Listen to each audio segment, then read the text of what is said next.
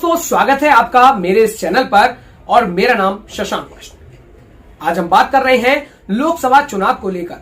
जी हां, लोकसभा चुनाव को लेकर अब कुछ ही महीने बचे हैं और उत्तर प्रदेश में सियासत भी तेज हो गई है। और ऐसे में आज हम बात करने जा रहे हैं आजमगढ़ लोकसभा सीट की, क्योंकि बीजेपी जिस तरीके से इस सीट पर रणनीति बनाने में जुटी है, उससे तो ऐसा लग रहा है कि भाजपा इस सीट पर पूरी ताकत से लड़ने जा रही है। बड़ा सवाल अब यह खड़ा होता है कि क्या सपा बीजेपी को इस सीट पर मात दे पाएगी? कहीं फिर बीजेपी इस सीट पर बड़ी जीत तो नहीं हासिल करने जा रही? चलिए जानते हैं इस वीडियो में कि बीजेपी की क्या कुछ तैयारी है और क्या कुछ खास रहा पिछले चुनाव में इस सीट पर।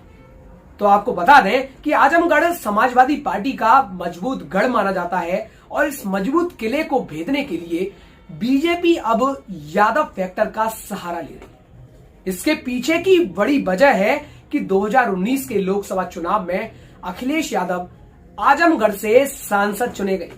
बीजेपी की प्रचंड लहर में भी आजमगढ़ से सपा ने झंडा बुलंद किया था और फिर 2022 में विधानसभा चुनाव के बाद अखिलेश यादव ने लोकसभा से इस्तीफा दे दिया और आजमगढ़ सीट खाली हो गई। और जिसके बाद इस सीट पर उपचुनाव हुए, जिसमें बीजेपी ने यादव फैक्टर का सहारा लिया और भोजपुरी कलाकार दिनेश लाल निरहुआ पर बीजेपी ने दांव लगाया। और हुआ ये कि बीजेपी को यादव फैक्टर का फायदा मिला और दिनेश लाल निरहुआ ने सपा प्रत्याशी धर्मेंद्र यादव को आजमगढ़ लोकसभा सीट पर पटकनी दी।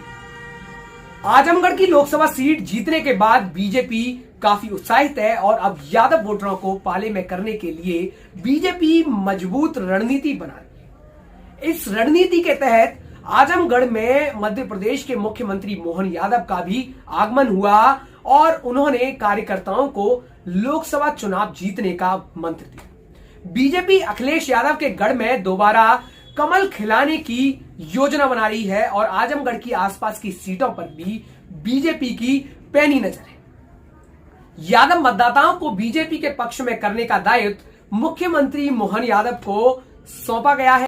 वहीं दूसरी ओर आजमगढ़ के बारे में यह भी जानना जरूरी है कि आजमगढ़ में कभी भी किसी भी पार्टी की लहर का प्रभाव नहीं रहा है। 2014 के लोकसभा चुनाव में मोदी लहर के बीच भी इस सीट पर भाजपा कब्जा नहीं कर सकी थी और मुलायम सिंह यादव ने बीजेपी के प्रत्याशी रमाकांत यादव को हरा दिया था। खैर, अब ये तो भविष्य ही बताएगा कि बीजेपी आजमगढ़ की सीट पर कितना सफल हो पाती है।